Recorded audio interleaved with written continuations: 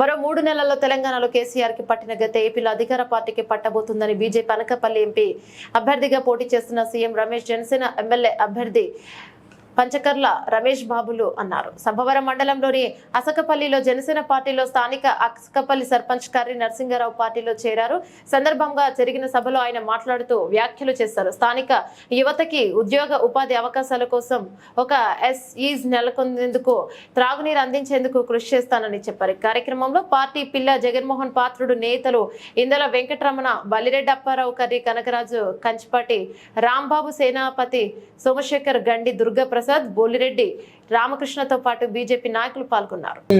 డబ్బులు కూడా ఆయన ఇవ్వకుండా దాని జగన్మోహన్ రెడ్డి దిగమింగేశాడంటే అడిగే ధైర్యం జగన్మోహన్ రెడ్డినే అడిగే ధైర్యం లేని ఈ ముత్తల్లాయుడు రేపు ఎందుకు సెలెక్ట్ చేసుకున్నారో నాకు అర్థం కాల. భాషలో మాట్లాడతాడు, ఎవరిని అడుగుతాడు, ఎవరికైనా పరిచయాలు ఉన్నాయా? ఆ ఢిల్లీలో ఈయన పార్లమెంట్కి దారి తీర్చుకోవాలంటేనే ఆయన సమయం అయిపోతుంది. నేను ఒకటి చెప్తున్నా, మళ్ళీ ఈయన ఏదో ఒక రెడ్డి పైన ఆధారపడాల్సింది తప్పితే ఈయనకు సొంతంగా ఏమి లేదు. ఎందుకంటే మరి అటు విజయసాయి రెడ్డో, మితిన్ రెడ్డో, లేకుంటే వైఎస్ సుబ్బారెడ్డో ఇతను సొంతంగా ఏమి చేసుకున్నాడు. ఇంకొక విషయం మీరందరూ కూడా ఆలోచించాల్సిన విషయం. ఇప్పుడు ఈరోజు చాలా శుభదినం.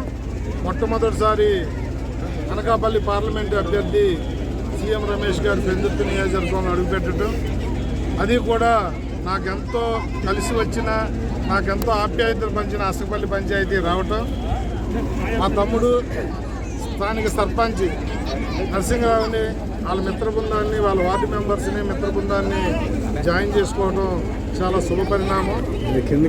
ఈరోజు ప్రపంచం ఈ రోజుతో మొదలయ్యింది. ప్రతిరోజు కూడా ఇంకా జాయినింగ్లు ఉంటాయి. సాయంత్రం కూడా కొన్ని జాయినింగ్లు ఉన్నాయి. ఉదయమే 95వ వార్డులో కూడా రమేష్ గారి చేతుల మీదుగా జాయినింగ్లు జరిగాయి. 7వ తారీఖు పవన్ కళ్యాణ్ గారి మీటింగు రోజుకి నియోజకవర్గంలో 3 వంతులు వైసీపీ ఖాళీ అవ్వబోతా ఉంది. పెద్ద ఎత్తున జాయినింగ్లు జరుగుతాయి. బ్రహ్మాండంగా 7వ తారీఖు సభ తర్వాత ఎలక్షన్ అనేది మాకు అయిపోయినట్టే మేము భావిస్తూ ఉన్నాం. ఉదయమే పెద్దలు బండారు గారిని కూడా ఇంటికి వెళ్ళి కలిశాను. వారి ఆశీస్సులు కూడా తీసుకున్నాం. వారు కూడా 2-3 రోజుల్లో ఒక మంచి నిర్ణయం చేసి అన్నీ మంచిగా జరుగుతాయి. తప్పకుండా ఈ నియోజకవర్గం బీజేపీ, తెలుగుదేశం, జనసేన ఉమ్మడి అభ్యర్థి అయిన నాకు బ్రహ్మాండమైన పట్టం కడతారన్న సంపూర్ణ విశ్వాసం నాకుంది. అలాగే ఎంపీ అభ్యర్థి సీఎం రమేష్ ఢిల్లీలో కొలుపుబడి ఉన్న వ్యక్తి. ఏది కావాలన్నా కూడా మిగతా వాళ్ళు అయితే కష్టపడాలి, ఆయన అయితే అంత కష్టపడకుండానే ఏ నియోజకవర్గానికైనా పనులు కావాలంటే ఉద్యోగ ఉపాధి అవకాశాలు కానీ, ఎందుకంటే ఆయన స్వతహాగా వ్యాపారస్తుడు కాబట్టి, ఆయనకి రాజకీయ నాయకుడు వ్యాపారస్తుడు కాబట్టి ఆయనకి పని చేయించుకోవటం తెలుసు, నిధులు తేవటం తెలుసు, ఈ ప్రాంతాన్ని అభివృద్ధి చేయడం తెలుసు. ఆయన రావటం అనేది మా అనకాపల్లి పార్లమెంటుకి ఒక ఎసెట్గా నేనైతే భావిస్తూ ఉన్నాను. చాలామంది స్థానికేతరుడు అంటూ ఉన్నాను. పని చేసేవాడు ఎక్కడి నుంచి వచ్చిన మోడీ ఏమి మన మన మన అసకపల్లిలో పుట్టలేదు, లేకపోతే పక్కన ఇరువాళ్ళలో పుట్టలేదు.